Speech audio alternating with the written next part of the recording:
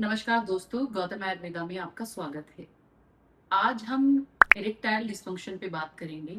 मैं आपको इसके सिम्टम्स भी बताऊंगी, ये क्यों होता है ये भी बताऊंगी, आप इसे कैसे ठीक कर सकते हैं और इसका ट्रीटमेंट क्या है। आज इस वीडियो में आपको ये भी बताऊंगी। आपको आज प्रॉब्लम के बारे में भी पता चलेगा और ट्रीटमेंट के बारे में भी पता चलेगा। तो आइए वीडियो को शुरू करते हैं। रहे थे इरेक्टाइल डिस्फंक्शन के बारे में। इरेक्टाइल डिस्फंक्शन कई स्टेजेस में होता है। लोग समझ नहीं पाते क्या ये ईडी है, क्या इसे हम इरेक्टाइल डिस्फंक्शन कहेंगे। तो मैं आपको कुछ सिम्टम्स बता रही हूँ जिससे कि आप खुद समझ सकते हैं कि आपको इरेक्टाइल डिस्फंक्शन की प्रॉब्लम हो गई है। पहली स्टेज, अगर आपका मन कर रहा है अपने पार्टनर के साथ प्ले करने का लेकिन आपका पार्ट आपका सपोर्ट नहीं कर रहा, इसे हम इरेक्टाइल डिस्फंक्शन ही कहेंगे। जिससे कि पेनिस में अच्छे से इरेक्शन ना आना, इरेक्शन को मेंटेन ना कर पाना या देर तक ना रुक पाना, इरेक्टाइल डिस्फंक्शन है। दूसरी स्टेज, आप एक राउंड तो अपने पार्टनर के साथ अच्छे से प्ले कर लेते हैं। जैसे ही आप दूसरे राउंड के लिए प्ले करना चाहें तो आपका पार्ट सपोर्ट नहीं करता, इरेक्ट नहीं होता, टाइट नहीं होता, इसे भी इरेक्टाइल डिस्फंक्शन ही कहेंगे। इरेक्टाइल डिस्फंक्शन एक स्टेज में इस तरह का भी होता है, आप पेनिट्रेशन किए, आप सिर्फ 1 से 2 मिनट तक ही कुछ कर पाए और बिना डिस्चार्ज के ही आपकी पेनिस की इरेक्शन चली गई, ये भी इरेक्टाइल डिस्फंक्शन है। आपको इनमें से कोई ना कोई से सिम्टम्स जरूर दिख रहे होंगे जो सरवाइव कर रहे हैं इरेक्टाइल डिस्फंक्शन या सेक्सुअल प्रॉब्लम से। अब अगर किसी को ये नोटिस करना है क्या उसके अंदर कोई सेक्सुअल वीकनेस आ गई है या वो सेक्सुअली अभी भी परफेक्ट है, तो सुबह मॉर्निंग की इरेक्शन को वो नोटिस कर सकते हैं। अगर आपको रेगुलरली एक अच्छी इरेक्शन आती है, यही आप इंटरकोर्स कर रहे हैं या नहीं कर रहे हैं, अगर आपको ये नोटिस करना है या फिर आपको सेल्फ एग्जामिनेशन करना है, तो सबसे अच्छा ऑप्शन यही है कि आप मॉर्निंग की इरेक्शन को चेक करें। अगर आपकी मॉर्निंग इरेक्शन एक दिन आती है, 2 दिन नहीं आती है, या वीक में 1 या 2 बार ही आपको लगता है कि हार्ड हो रहा है, तो भी आपको सोचने की जरूरत है। अगर आपको रेगुलर 1 वीक तक मॉर्निंग इरेक्शन नहीं आ रही है, तो आपको डॉक्टर से कंसल्ट कर लेना चाहिए। अब बात करते हैं कि इरेक्टाइल डिस्फंक्शन होता क्यों है। पहले ज्यादा एज होने की वजह से ये कॉमन सी चीज थी कि जैसे जैसे एज बढ़ती है, स्ट्रेस लेवल बढ़ता है, बहुत सारे लोग बहुत सारी प्रॉब्लम फेस करने लग जाते हैं, जैसे हार्ट रिलेटेड, थायराइड हो गया, डायबिटिक हो गए। ऐसे पेशेंटों को सेक्सुअल वीकनेस होना नॉर्मल चीज है और एक एज में जाके सेक्सुअल वीकनेस फील करना आम बात है। लेकिन अभी हम जो पेशेंट ट्रीट कर रहे हैं उसमें 18 to 25 प्लस के जो पेशेंट आ रहे हैं वो बहुत कम उम्र के पेशेंट हैं, लेकिन उन्हें भी सेम कंडीशन और सेम प्रॉब्लम है इरेक्टाइल डिस्फंक्शन की। उसके भी कई रीजन है। आजकल लोग घरेलू चीजें ना खा के, घर का खाना ना खा के, जंक फूड, स्ट्रीट फूड और ऐसे लाइफस्टाइल को जी रहे हैं जो बिल्कुल भी ऑर्गेनिक नहीं बचा।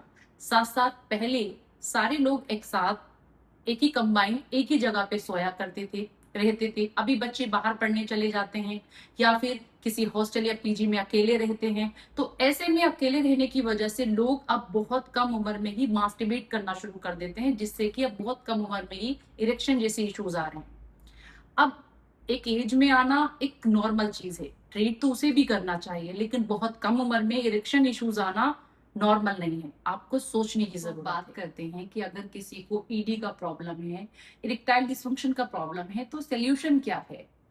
गौतम आयुर्वेदा सालों से sexual health weakness related patient को ट्रीट करता आ रहा है।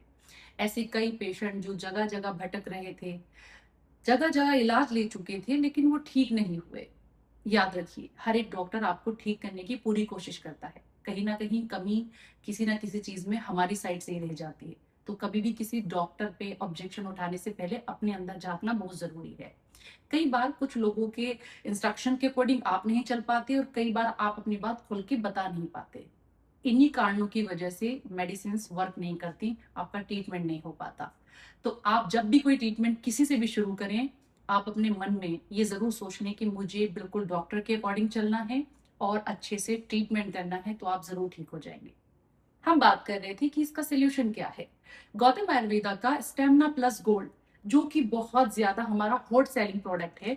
स्टेमिना प्लस गोल्ड मेडिसिन आपकी टाइमिंग इंक्रीज करती है, आपकी इरेक्शन को मेंटेन करती है, आप देर तक प्ले कर पाते हो, आप मल्टीपल टाइम्स प्ले कर पाते हो। यानी कि स्टेमिना प्लस गोल्ड आपके इरेक्शन को सही कर देगी। आपको किसी भी तरह के इरेक्शन इश्यूज हैं, जैसे कि मैंने अभी स्टेजेस बताई थी, आप गौतम आयुर्वेदा का स्टेमिना प्लस गोल्ड कैप्सूल इस्तेमाल कर सकते हो।